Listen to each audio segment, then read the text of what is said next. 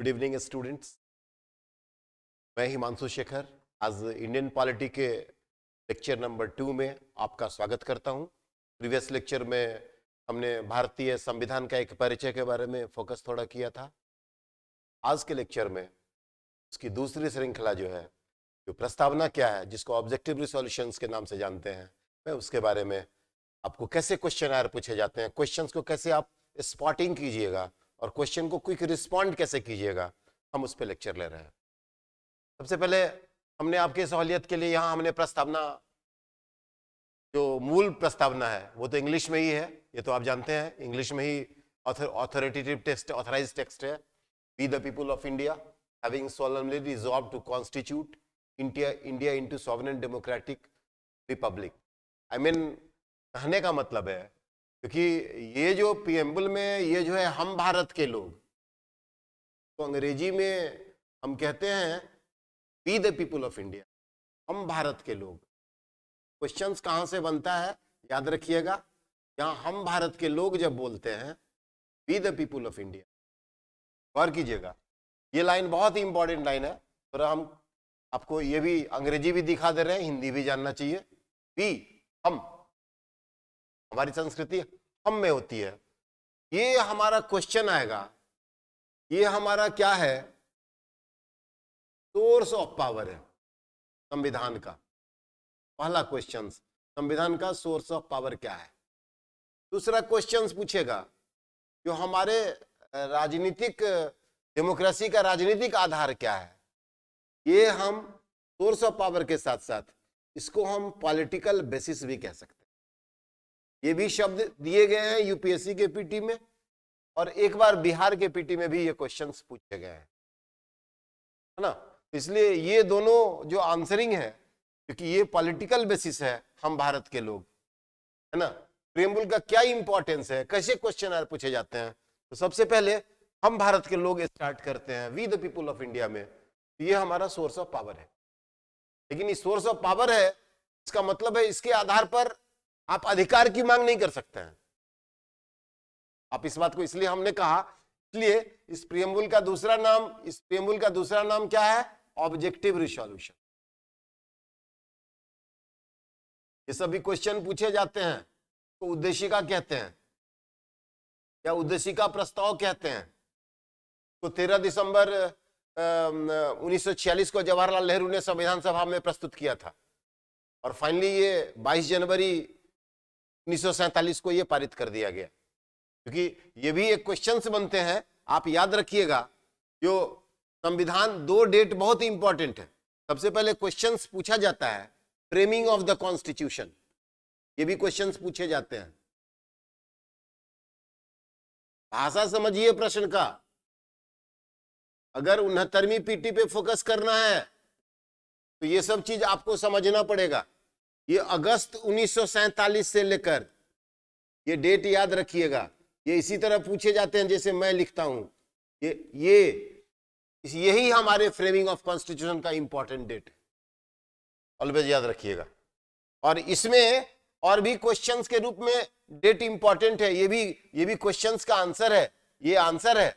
और इसमें दो डेट बहुत इंपॉर्टेंट है जो आप जानते हैं, एक 26 नवंबर 1949 और दूसरा डेट इंपॉर्टेंट है, याद रखिएगा, हम लिख देते हैं 26 जनवरी 1950। क्योंकि जब इंडियन इंडिपेंडेंस एक्ट आया 1947 में, याद रखिएगा, उसमें लीगल पावर मिल गया किसको, ग्रांटिंग टू लीगल पावर किसको मिल गया, संविधान सभा को। वही हमारा, जब तक हमारा पहला लोकसभा चुनाव नहीं हुआ जो मई 1952 में हुआ, उससे पहले जो लीगल पावर मिल गया, यानी उसको सॉवरेन बॉडी बना दिया गया संविधान सभा को, तो वही हमारे प्रोविजनल पार्लियामेंट का काम किया। इनडायरेक्ट इलेक्शन हुआ, आप जान ही रहे हैं, हर 10 लाख पे मतलब एक क्षेत्र बनाया गया, ये सारे क्वेश्चन है। लेकिन ये दो डेट बहुत इंपॉर्टेंट है, इसको कहते हैं, आज के दिन में इसको कहते हैं कॉन्स्टिट्यूशन डे, संविधान दिवस हिंदी में कहते हैं। संविधान दिवस। और ये तो जानते हैं रिपब्लिक डे, गणतंत्र दिवस, 15 अगस्त को स्वतंत्रता दिवस मनाते हैं। तो इसलिए क्योंकि हम भारत जो गणतंत्र 1950 में बना, लेकिन हम ये गणतंत्र दिवस 1930 से ही सेलिब्रेट करते हैं। यहां इस दिन ये एक ऐसा दिन है, उस दिन हमारा संविधान क्या हुआ, फुल एंड फाइनल लागू हो गया, इंडिया रिपब्लिक बन गया। रिपब्लिक का मतलब याद रखिएगा, गणतंत्र, गण का तंत्र, संधि विच्छेद कीजिए। पब्लिक री इलेक्ट करता है किसको, हेड ऑफ द स्टेट्स को। ऐसे तोड़ तोड़ के पढ़िए, गणतंत्र, ऐसा तंत्र, ऐसा सिस्टम जो गण के द्वारा बना हो। इसका मतलब क्या, फिर मैं आपको जो बोल रहा हूं इस बात को याद रखिएगा, बहुत इंपॉर्टेंट बात बोल रहे हैं। गणतंत्र का मतलब क्या, ये गणतंत्र यानी अगर हम लिखते हैं गण का तंत्र, ये भी क्वेश्चनर बनता है, तो इसका मतलब है, इसका स्रोत क्या है, देखिए, वी द पीपुल, हम भारत के लोग, यहां लिखे हुए हैं ना, हम भारत के लोग। तो इसलिए हमारे रिपब्लिक का स्रोत क्या है, पावर भेस्ट कहां है हमारे गणतंत्र का, जनता में। ये हमारा प्रियम्बुल बोलता है। इतनी एनालिसिस जब तक नहीं होगी, तो अभी जो 68वीं पीटी को देखते हुए, उसके क्वेश्चनर को देखते हुए, अगर इतना एनालिसिस आपको पता है, तभी आप क्वेश्चंस को सही टिक मार सकते हैं। इसलिए गणतंत्र का मतलब जितनी सारी पावर है वो भेस्ट कहां है, we the people of India में। इसलिए इस बात को बार बार बोल रहे हैं हम बार बार इस बात को आपको बोल रहे हैं। हमारे सोर्स ऑफ पावर है, ये source of right and source of power है। लेकिन इस सोर्स ऑफ पावर के आधार पर हम ये कोर्ट में नहीं बोल सकते हैं जो ये प्रियम्बुल में लिखा हुआ है आप लागू कीजिए। इसलिए इसको बोलता है, प्रियम्बुल जो होता है वो नॉन जस्टिशिएबल राइट है, जस्टिशिएबल राइट नहीं है। प्रियम्बुल में लिखी गई बात पर अगर संविधान के कोई भी अनुच्छेद अस्पष्ट हैं, तो हम प्रियम्बुल की तरफ देखेंगे और इसके माध्यम से हम संविधान की व्याख्या कर सकते हैं। क्या क्लैरिटी कहता है, हमारा विजन क्या है, स्टेट का विजन क्या है, उसका फिलोसॉफी क्या कहता है, उसका फिलोसॉफिकल फ्रेमवर्क क्या है, उसका इंस्टीट्यूशनल फ्रेमवर्क क्या है, ये सारी चीज आप एनालाइज करके क्वेश्चन को बना सकते हैं। इसलिए हमने कहा भारत, और हम गणतंत्र दिवस कब से मनाते हैं, सोचिए 1930 से मनाते हैं। और इस दिन हमारा फुल एंड फाइनल संविधान लागू हुआ, इस दिन पार्शियली हम एडॉप्ट किए संविधान को, इसलिए संविधान दिवस के रूप में हम सेलिब्रेट करते हैं। आइए फिर इसके अगले पार्ट में हम आते हैं प्रियम्बुल को समझने के लिए। अब आप आइए, फिर प्रियम्बुल में जब भी हम यहां लिखते हैं, जब भी यहां हम लिखते हैं प्रियम्बुल यानी प्रस्तावना,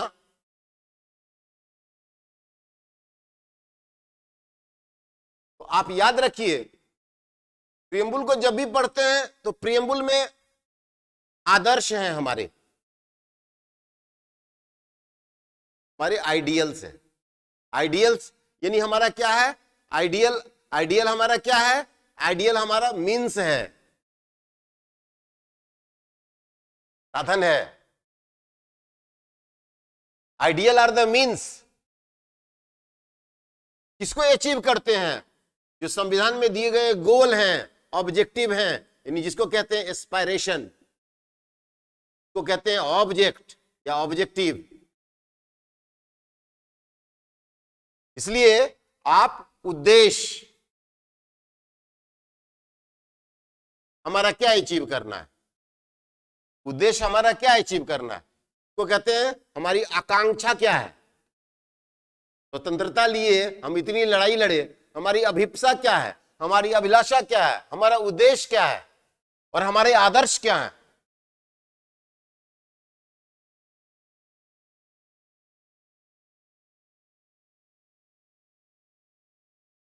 यानी हम अपने आइडियल्स के माध्यम से हम अचीव करना चाहते हैं अपने गोल को, अपने ऑब्जेक्ट को। इसलिए हम बोलते हैं जो हमारे आदर्श जो हैं, हमारे आदर्श जो हैं, ideals are the means to achieve क्या, एस्पायरेशन या ऑब्जेक्ट या उद्देश्य। हिंदी में भी बोलते जा रहे हैं। आप रिव्यू करके हिंदी भी लिख सकते हैं, लेकिन सोसाइटी मेंटेन करने के लिए अंग्रेजी जानना भी जरूरी है। मानक शब्दावली अंग्रेजी ही आप प्रेफर करेंगे। कोई भी एग्जाम में, कमीशन एग्जाम में, इंस्ट्रक्शन में पढ़िएगा, कोर्ट में अगर क्वेश्चन में गड़बड़ी हो तो न्यायालय में आप अंग्रेजी माध्यम के क्वेश्चन को ही वैलिड माना जाता है। इसलिए हम उसी दृष्टिकोण से ये प्रोजेक्शन डाल रहे हैं। हम ये नहीं बोल रहे आप हिंदी में मत पढ़िए, इसलिए हम एक एक बात की हिंदी बोल रहे हैं। इसको प्रस्तावना हमने कहा। आप गौर कीजिए, हमने कहा ये जो हमारे आइडियल्स हैं, भैया मेरे आइडियल्स क्या हैं? आप देखिए, हमारे आइडियल्स है सॉवरेन हैं। हमारे आइडियल्स क्या हैं? हम संप्रभु हैं। हमारे आइडियल्स क्या हैं? हम सॉवरेन हैं।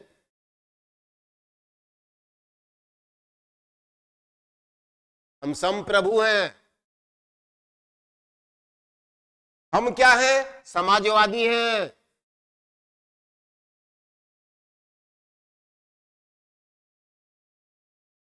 देखिए, सोशलिस्ट या सोशलिस्टिक, हम क्या हैं? पंथ निरपेक्ष हैं। याद रखिएगा, सेकुलर की हिंदी पंथ निरपेक्ष है। हम अभी उस फिलॉसफी में नहीं जाना चाहते हैं। मेरी बात समझ रहे हैं? कहीं संविधान में नहीं लिखा हुआ है एक्सप्रेस करके बार बार बोल रहे हैं इंडिया सेकुलर स्टेट है। ओनली सेकुलर वर्ड लिखा हुआ है। सेकुलर स्टेट और सेकुलर वर्ड में अंतर है। यह शब्द क्वेश्चन पूछ देता है कि इंडिया सेकुलर स्टेट है या सेकुलर है। ऑलवेज सेकुलर है, वहां स्टेट की बात नहीं लिखा हुआ है, देख लीजिए। और हम डेमोक्रेटिक हैं, प्रजातांत्रिक हैं। और हम क्या हैं? याद रखिएगा, रिपब्लिक हैं। अभी रिपब्लिक का मतलब हम आपको तुरंत बताए हैं। हम गणतंत्र हैं। यानी कहने का मतलब, ये जो पॉइंट हमने लिखा है ये बहुत इंपॉर्टेंट पॉइंट है। याद रखिएगा, ये जो है हमारे क्या हैं? हमारे क्या हैं? साधन हैं, आइडियल्स हैं। और इस आइडियल्स के माध्यम से हम अपने गोल को अचीव करना चाहते हैं। हमारा गोल क्या है? जस्टिस। हमारा गोल क्या है? इक्वालिटी। हमारा गोल क्या है? लिबर्टी। हमारा गोल क्या है? फ्रैटर्निटी। हमारा गोल क्या है? न्याय देना।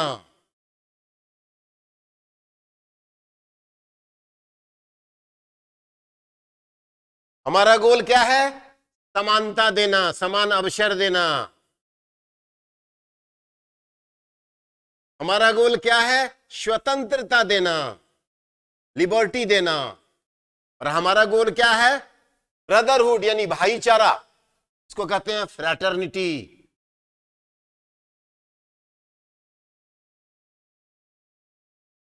और ऑलवेज याद रखिए, ये सारे चीज एड्रेस किसको है? सिटीजन को है। यहां देख लीजिए लिखा हुआ है सिटीजन्स। यहां पर्सन नहीं लिखा हुआ। पर्सन और सिटीजन में फर्क है, ये बात बार बार बोल रहे हैं हम। पर्सन मतलब व्यक्ति और सिटीजन मतलब नागरिक। अगर पर्सन वर्ड लिखा रहता, इसलिए व्याख्या करते समय ये सब बात का एनालिसिस किया जाता है। पर्सन में सिटीजन भी आते हैं और गैर नागरिक यानी विदेशी भी आते हैं, नॉन सिटीजन भी आते हैं।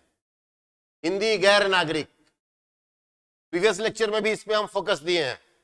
इसलिए यही सब बात जो है बहुत इंपॉर्टेंट बात है। यही सब बात जो है ये इंपॉर्टेंट बात है क्वेश्चंस के सॉल्यूशंस के लिए, उसकी व्याख्या के लिए।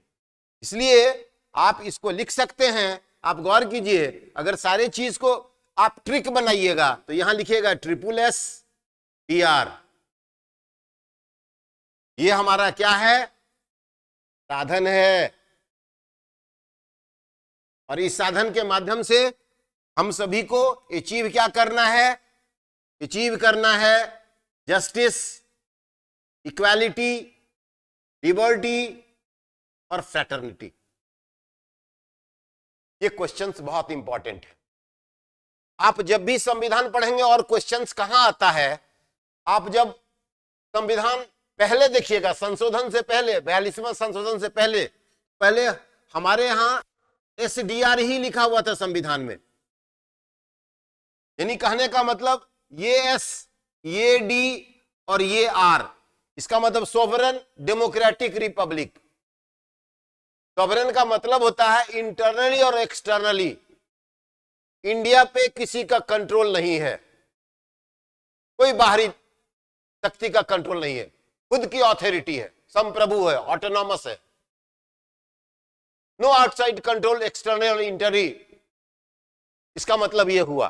तो इसलिए यह पहले संविधान का स्वरूप है, एसडीआर, यानी सॉवरेन, संप्रभु, प्रजातांत्रिक और गणराज्य।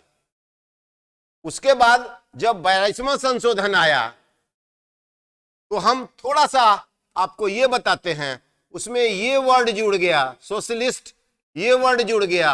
आप गौर कीजिएगा, ये वर्ड को जोड़ा गया, देखिए यहां लिखते हैं, ये वर्ड को जोड़ा गया, सोशलिस्ट और सेकुलर। यानी कहने का मतलब ये जो सोशलिस्ट वर्ड है ये हम ब्लैक से कर रहे हैं, और सेकुलर वर्ड है इसको जोड़ा गया। क्या 42वां संवैधानिक संशोधन, जिसको मिनी कॉन्स्टिट्यूशन के नाम से जानते हैं, सरदार स्वर्ण सिंह कमेटी की अध्यक्षता में 42वां संवैधानिक संशोधन लाया गया 1976 में। उस समय तत्कालीन प्रधानमंत्री इंदिरा गांधी थी।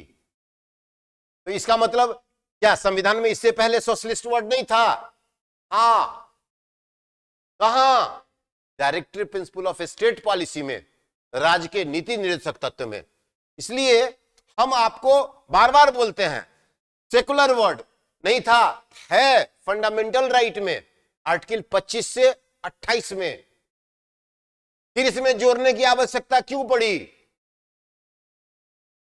क्योंकि हमारे संविधान में बार बार ये क्वेश्चंस आते हैं, ऐसे में भी ये सब क्वेश्चन आते हैं। इसलिए आपको थॉरोली जानने से इसका इंपैक्ट, इसके क्वेश्चंस, इसके फैक्ट्स सब जगह काम आएंगे। इसलिए आप देखिएगा, इससे क्वेश्चंस पूछे जाते हैं, इससे क्वेश्चंस पूछे जाते हैं। हमने आपको एक बात बताया था, याद कीजिए, हमने आपको बताया था जब भी आप प्रियम्बल को पढ़ते हैं,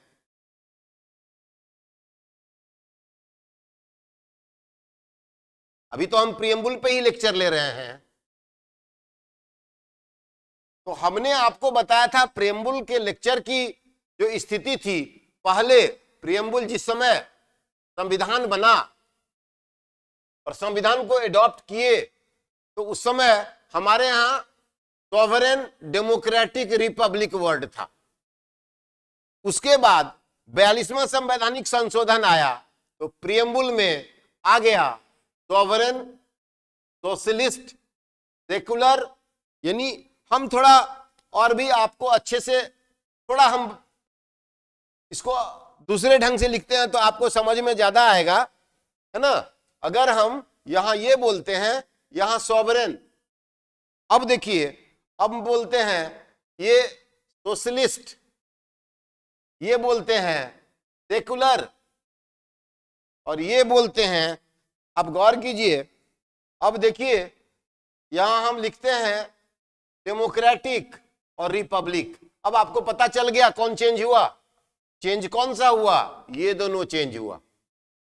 ये क्या चेंजिंग हुआ, याद रखिएगा, ये वर्ड है सोशलिस्ट, समाजवादी, डीपीएसपी में ये वर्ड दिया गया है, फिर भी यहां जोड़ा गया। और दूसरा वर्ड है, याद रखिएगा, ये सेकुलर, इसको कहते हैं पंथ निरपेक्ष, धर्म निरपेक्ष नहीं बोलिएगा। ये दोनों वर्ड जोड़े गए, ये क्वेश्चंस पूछे जाते हैं 22th कॉन्स्टिट्यूशनल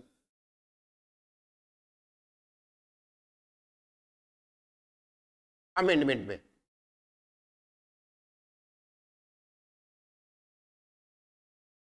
(1976) और इस कमेटी के अध्यक्ष थे सरदार स्वर्ण सिंह। इतनी बात आपको याद रखना है। लेकिन अगर एनालिसिस में क्वेश्चन पूछेगा क्या ये शब्द जोड़े गए संविधान में नहीं थे? तो थे। कहां? ये शब्द याद रखिएगा, ये शब्द मौलिक अधिकार में है। इसके लिए आर्टिकल 25 से आर्टिकल 28 है। और इस समाजवादी वर्ड के लिए याद रखिएगा, दिया हुआ है आर्टिकल, आप गौर कीजिएगा, देखिएगा तो 39B एंड C, ये डीपीएसपी में। ये एनालिसिस की बात है। आर्टिकल तो मेरे मेमोरी में है, मेरे लिप पे है, इसलिए हम मेंशन करते हैं। अगर आपको इतना, हम जितना आर्टिकल बोल रहे हैं उतना ही से क्वेश्चन रहेगा, चाहे आप यूपीएससी का एग्जाम दीजिए कि बीपीएससी का एग्जाम दीजिए, है ना। ये सारा चीज आपको ब्रीफिंग कर रहे हैं, ये क्वेश्चनर बनते हैं। हम जितना बोल रहे हैं एकदम वेल फिटेड अप्रोच से काम कर रहे हैं। वेल फिटेड है और वेल नीटेड है, एकदम स्ट्रेटजी करेक्ट है। आपको जब भी क्वेश्चनर बनाना है तो आपको एक स्ट्रेटजी बनाना पड़ेगा। पूरे संविधान को तो पढ़िएगा नहीं, रैपिड रीडिंग के चलते, ओवरव्यू करने के चलते आप एक बार थॉरोली पढ़ लीजिए, लेकिन क्या जरूरी, क्या छोड़ना और क्या पढ़ना है, it's a very important thing. इस लेक्चर के माध्यम से आप सीख सकते हैं। लेकिन यहां जब भी हम प्रीएम्बल लिखते हैं तो आप एक बात याद रखिएगा, हमने कल के प्रीवियस लेक्चर में भी हमने आपको यह बताया था, क्योंकि देखिएगा हम मौलिक अधिकार की बात करते हैं, फंडामेंटल राइट की बात करते हैं, हम directive principle of state policy की बात करते हैं, हम फंडामेंटल ड्यूटीज की बात करते हैं। अब सोचिए हम आपको फिर ये क्यों फ्लो चार्ट बता रहे हैं, ये आप ऑलवेज याद रखिएगा, ये इंटीग्रल पार्ट है।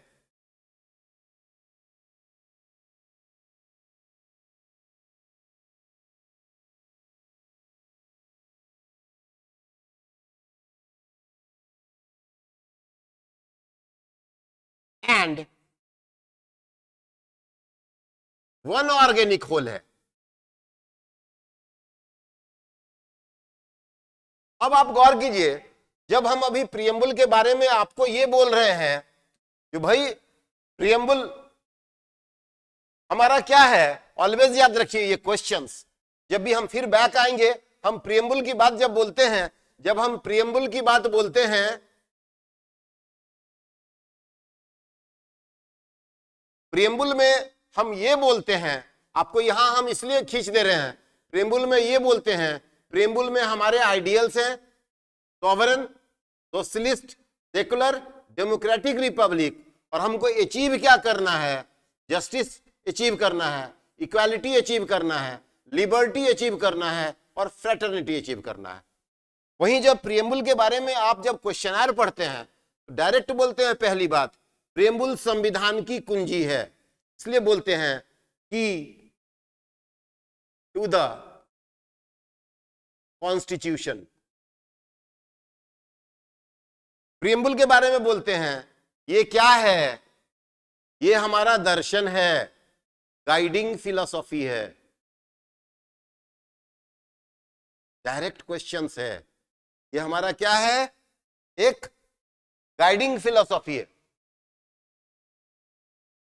यानी कहने का मतलब क्या, संविधान में जो भी अनुच्छेद है 1 से लेके 395 तक, पूरे संविधान में कुल 395 अनुच्छेद हैं। अब संशोधन के माध्यम से मोर देन 447 से ज्यादा हो गया है, भाग 22 है, पहले 20 था, और अनुसूची 12 है। ये बात आप समझ लीजिए। लेकिन जितने भी अनुच्छेद को पढ़ेंगे, आर्टिकल और सेक्शन में फर्क होता है। कॉन्स्टिट्यूशन की परिभाषा भी हमने आपको बताया है, इसलिए हमने बोला ये फंडामेंटल लॉ है। फंडामेंटल लॉ में सेक्शन नहीं होता है, आर्टिकल होता है, मदर ऑफ ऑल लॉ होता है ना। तो इसलिए आप जब भी अनुच्छेद की बात करते हैं, अनुच्छेद में जो भी प्रोविजन मेंशन है, टेक्स्ट लिखा हुआ है, उस लिखे हुए टेक्स्ट में अगर कोई अस्पष्टता है, क्लैरिटी नहीं है, तो क्लैरिटी को समझने के लिए, उसके इंटेंट को समझने के लिए, उसके सारे वे गाइडिंग फिलॉसफी के रूप में हम कहां जाएंगे, प्रीएम्बल की तरफ देखेंगे और तब जजमेंट आएगा। लेकिन इसका मतलब ये नहीं है जो प्रीएम्बल में जितनी बातें लिखी हुई है, हम इस अधिकार को, ये हमारा एक संविधान के कोई व्याख्या की जा सकती है इससे, लेकिन ये हमारे सोर्स, ये हमारा इसके सोर्स से हम संविधान को एक्सप्लेन कर सकते हैं, इंटरप्रिटेशन कर सकते हैं, क्योंकि गाइडिंग फिलॉसफी है। लेकिन इसके आधार पर ये हम राइट का डिमांड नहीं कर सकते हैं, जो कि प्रियम्बल में जो भी बात है आप उसको क्या कीजिए, लागू कीजिए। ये चूंकि मौलिक अधिकार में तो है नहीं, इसलिए हम इसको एक तरफ से कहते हैं ये नॉन जस्टिसिएबल राइट है, नॉन जस्टिसिएबल है। नहीं, प्रियम्बल के आधार पर हम संविधान की व्याख्या कर सकते हैं अस्पष्टता की स्थिति में, लेकिन ये अधिकार और शक्ति का स्रोत नहीं है, यानी ये नॉन जस्टिसिएबल है। यानी इसके जितने सारे टेक्स्ट लिखे हुए हैं, इसके आधार पर यह मैं नहीं कह सकता जो कि भाई इसको लागू करो। कोर्ट में हम जा सकते हैं, रीट में जा सकते हैं, नहीं जा सकते हैं। इसलिए इसको हमने कहा, पहली बात ये संविधान की कुंजी है। ये दूसरा बात हमने कहा ये इसका क्या है, गाइडिंग फिलॉसफी है, ये निर्देशिका का काम करता है ना। तीसरा हमने कहा इसी के आधार पर ये नॉन जस्टिसिएबल है। और चौथी बात ये पार्ट ऑफ द कॉन्स्टिट्यूशन है, याद रखिएगा, पार्ट ऑफ द कॉन्स्टिट्यूशन है। ये सुप्रीम कोर्ट के जजमेंट के माध्यम से आया है, पार्ट ऑफ द कॉन्स्टिट्यूशन है, संविधान का एक भाग है। पहले इसको संविधान का भाग नहीं माना जा सकता था। और प्रियम्बल कैन बी अमेंडेबल, ये अमेंडेबल है, इसको संशोधन किया जा सकता है, अमेंडेबल है। देखिए ये सब क्वेश्चंस का आंसर है। इसमें रीजनेबल रेस्ट्रिक्शन लागू होता है, निश्चित लिमिटेशंस तक ये अमेंडेबल है।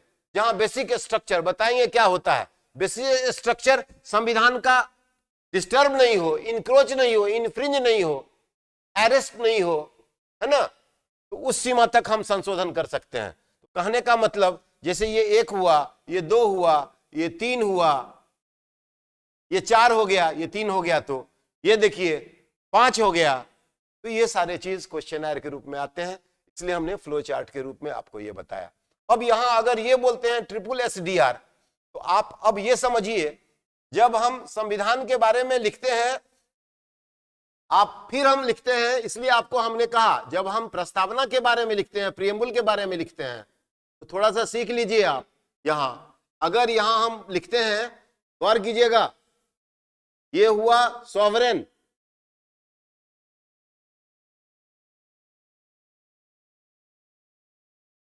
है ना, तो इसका मतलब आप सॉवरेन का मतलब समझ गए, सोशलिस्ट का मतलब भी समझ गए, समाजवादी का भी मतलब समझ गए। एक तरह से हमारे यहां जो समाजवाद है वो फेवियन समाजवाद है, याद रखिएगा इस बात को। लिबरल डेमोक्रेसी है, लिबरल डेमोक्रेसी का क्या मतलब होता है, आत्मनिर्णय का अधिकार, मानव तर्क संगतता में आस्था, ये सब क्वेश्चंस का उत्तर है। लिबरल डेमोक्रेसी का मतलब, लिबरल का मतलब ही होता है जो कि सिविल एंड पॉलिटिकल राइट जो है वो आपको राज्य देती है। ऑलवेज याद रखिएगा, सिटीजन को सिविल और पॉलिटिकल राइट एंजॉय करने देती है, इसी को कहते हैं बेसिक राइट। बेसिक राइट का मतलब सिविल एंड पॉलिटिकल राइट को क्या सिटीजन का जो ये राइट होता है उसको संविधान प्रदान करता है। तो इसलिए यहां सॉवरेन लिखे हैं, यहां सोशलिस्ट लिखे हैं। अब आप गौर कीजिए, यहां अगर ट्रिपल SDR लिखे हैं, इससे आपको सुविधा होगी, आप यहां भी देख सकते हैं अपनी सुविधा के लिए।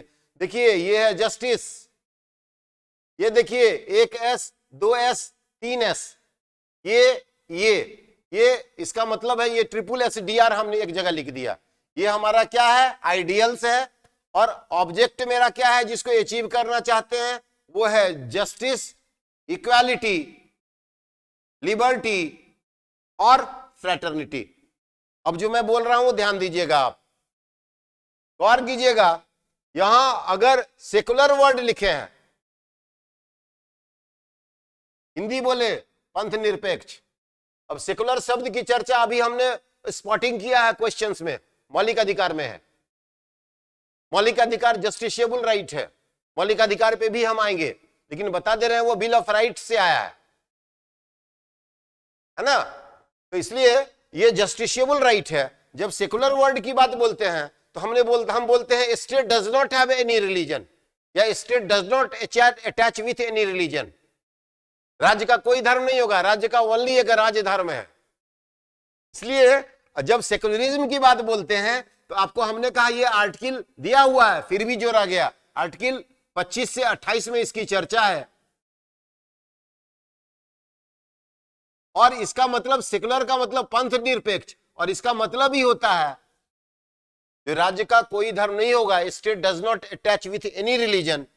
इसका मतलब है राज्य जो है वो क्या है, पंथ निरपेक्ष है। स्टेट न तो नॉन रिलीजियस है,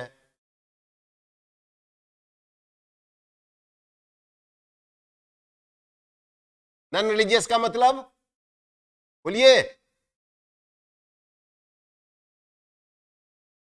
अधार्मिक।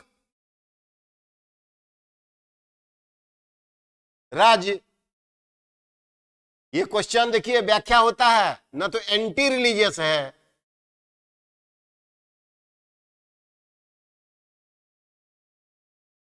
इसको कहते हैं धर्म विरोधी। व्याख्या देखिए, और न राज्य, आप गौर कीजिएगा, इरिलीजियस है, को कहते हैं विधर्मी, धर्म से भटक गया। यानी हमने कहा इसकी व्याख्या संविधान में यही है, सेकुलर स्टेट वर्ड नहीं लिखा हुआ है, ओनली सेकुलर लिखा हुआ है। यानी हमारा जो सनातन परंपरा है, सर्व धर्म समभाव, आपको जिस फेथ में आस्था है, जिस सेक्ट को मानते हैं, सेक्ट मतलब पंथ, आप उसको मानिए। राज्य का कोई धर्म नहीं है, राज्य का राज्य धर्म है। अगर लॉ एंड ऑर्डर को आप डिस्टर्ब कीजिएगा तो राज्य उस पर लिमिटेड, राज्य उस पर रेस्ट्रिक्शन लगा सकता है, इसलिए कहा जाता है रीजनेबल रेस्ट्रिक्शन। तो इसलिए सेकुलर को हमने डिफाइन किया, इसका मतलब राज्य न तो अधार्मिक है, न धर्म विरोधी है, न राज्य विधर्मी है। इसका मतलब state does not attach with any religion, state does not attach with any religion, and state is not irreligious, not anti religious and not irreligious. सबकी हिंदी लिख दिए, सबको एक्सप्लेन कर दिए, आपको समझा दिए। अब समझिए, हमारे यहां कल के लेक्चर में हमने डेमोक्रेसी को समझाया था, आप देख लीजिएगा, इसको रिपीट करने की कोई बात नहीं है। हमारे यहाँ लिबरल डेमोक्रेसी है, हमारे यहाँ क्या है, प्रतिनिधिक प्रजातंत्र है। हमने कल भी बोला है आपको रिटन कॉन्स्टिट्यूशन के बारे में। इसलिए आप डेमोक्रेसी का मतलब लिबरल डेमोक्रेसी, और लिबरल डेमोक्रेसी का मतलब क्या है, लिबरल का मतलब जो पॉलिटिकल एंड सिविल राइट जो है, लिबरल का मतलब होता है पॉलिटिकल एंड सिविल राइट जो है, वो हमारे नागरिक को संविधान ने प्रदान किए हैं, इसी को लिबरल डेमोक्रेसी कहते हैं। तो भारत में लिबरल डेमोक्रेसी है, ये भी क्वेश्चन पूछा जाता है। और रिपब्लिक का मतलब हमने कहा वी द पीपुल, यानी हमारे यहाँ fix term head of the states होता है, निश्चित अवधि के लिए इलेक्शन होते हैं, पब्लिक उसको चुनती है, हेरिडिटी हेड होता नहीं है। Head of the state constitutional head हमारा प्रेसिडेंट ऑफ इंडिया होता है, जो 5 साल के लिए चुना जाता है, इस बात को याद रखिए। और यहां आप देख लीजिए, हमने इसको एनालाइज किया, क्वेश्चनर बताया। यहां आप जब जस्टिस की बात करेंगे तो आप गौर कीजिएगा, हम बार बार बोल रहे हैं, ये बताएंगे डीपीएसपी में भी। यहां आप ऑलवेज याद रखिए, यहां जस्टिस है, और जस्टिस में सोशल जस्टिस है। जस्टिस में आप देखिए लिखा हुआ है social, economic and political. Economic justice है और यहां पॉलिटिकल जस्टिस है। सोचिए, पॉलिटिकल जस्टिस के माध्यम से, पॉलिटिकल जस्टिस के माध्यम से हम सोशल जस्टिस और इकोनॉमिक जस्टिस को प्राप्त करते हैं, इसलिए हम टर्म में लिख दिए हैं। यानी पॉलिटिकल जस्टिस का मतलब right to vote, right to adult suffrage. आप सोशल जस्टिस का क्या मतलब, सामाजिक न्याय, और इकोनॉमिक जस्टिस का क्या मतलब, आर्थिक प्रजातंत्र, हर आदमी खा कमा सकता है। सोशल जस्टिस का मतलब आप समझ ही रहे हैं, एबॉलिशन ऑफ टाइटल भी है इसमें, कल भी बताए थे। एबॉलिशन ऑफ अनटचएबिलिटी भी है, और अस्पृश्यता का अंत भी आता है। तो इसलिए किस तरह की जस्टिस है, यानी कहने का मतलब हम political justice, right to vote के माध्यम से, है ना, विदाउट एनी क्वालिफिकेशन है राइट टू वोट, है ना, उसके माध्यम से हम सामाजिक न्याय यानी और आर्थिक प्रजातंत्र की बात करते हैं। आप सोचिए, फिर आप देखिए, ये इक्वालिटी की बात है, इसका मतलब है, याद रखिए, इक्वालिटी ऑफ स्टेटस। देखिए यहां लिखा हुआ है, यहां देखिए equality of status and opportunity, सबको समान अवसर मिले। इसलिए यहां अपॉर्चुनिटी की बात है ना। और आप देखिए ये लिबर्टी की जहां तक बात है तो याद रखिए लिबर्टी ऑफ थाउट, आप आर्टिकल 19 पढ़िए, आर्टिकल 20 पढ़िए, आर्टिकल 21 पढ़िए, आर्टिकल 22 पढ़िए, खासकर ये आर्टिकल 19 के लिए है। इसलिए लिबर्टी ऑफ थाउट, टी से thought, liberty of belief, liberty of faith, liberty of worship, इतने थाउट की बात है। देखते हैं, liberty of thought, liberty of expression, liberty of belief, liberty of faith, liberty of worship. एक लिबर्टी, दो liberty, तीन लिबर्टी, चार लिबर्टी, पांच लिबर्टी। और प्रेस की स्वतंत्रता का आधार और उस पर रेस्ट्रिक्शन रीजनेबल, किस सीमा तक राज्य लगाएगा वो मेंशन है मौलिक अधिकार में, है ना। इसलिए ये सारी बातों को समझिए। और फ्रैटर्निटी आप जानते हैं लिखा हुआ है assuring the dignity of Nations, dignity of individual and unity and integrity, dignity of individual, आपकी गरिमा बनी रहे, राइट टू लाइफ, जीवन जीने का अधिकार, and right to life with dignity, गरिमा के साथ जीवन जीने का अधिकार। तो रिक्शा पुलर पे रिक्शा पे बैठ के आए और वो आपको मान लीजिए भाड़ा मांगा 20 रुपया, आप बोले 10 रुपया ही देंगे और उसके बाद उसको एक थप्पड़ दे दिए, तो ये इसकी गरिमा के साथ खिलवाड़ है। किसी को आप भोजन दिए, अच्छी बात है, लेकिन अगर आप उसको भोजन देते हैं और उसको दुत्कारते हैं तो उसकी गरिमा के साथ खिलवाड़ है, ये मौलिक अधिकार का हनन है। इसलिए ऑलवेज याद रखिए ये डिग्निटी वर्ड बहुत इंपॉर्टेंट वर्ड है। और याद रखिए ये इंटीग्रिटी वर्ड भी बहुत इंपॉर्टेंट वर्ड है, ये भी जोड़ा गया है। ये जो वर्ड है डिग्निटी ऑफ इंडिविजुअल्स, देखिए लिखा हुआ है, and unity and integrity of the nation. ये आप देखेंगे जब इंटीग्रिटी की बात करेंगे हम, यानी कहने का मतलब आप देखिएगा जस्टिस, लिबर्टी, इक्वालिटी, फ्रैटर्निटी। हम फ्रैटर्निटी में बात कर रहे थे, क्या fraternity assuring the dignity of individual, इसको लिखते हैं डिग्निटी ऑफ इंडिविजुअल, व्यक्तिगत गरिमा की बात, हिंदी बोल रहे हैं। एंड देखिए यहां लिखा हुआ है unity and integrity of the Nations, unity and integrity of the nation, राष्ट्र का, नेशन की बात है, उसके इंटीग्रिटी की बात है। इंटीग्रिटी की बात पे आप कंप्रोमाइज नहीं कर सकते हैं, इसलिए इंटीग्रिटी बहुत इंपॉर्टेंट चीज है ना। तो इसलिए इस वर्ड को हम यहां लिख दे रहे हैं। इसलिए आप देखिएगा इस वर्ड को इंटीग्रिटी, अखंडता हिंदी होती है, इस वर्ड को भी जोड़ा गया, ये भी क्वेश्चन के रूप में होता है। इसको कहते हैं इंटीग्रिटी, यानी भारत को कोई अलग नहीं कर सकता है। इंटीग्रिटी का मतलब बोलिएगा ये क्या, ये जोड़ा गया, ये सही था, ये सही है, लेकिन आप देखिएगा जब संविधान का आर्टिकल 1 पढ़िएगा तो वहां आर्टिकल 1 में लिखा हुआ है India shall be A union of A state that is Bharat, ये वर्ड लिखा हुआ है।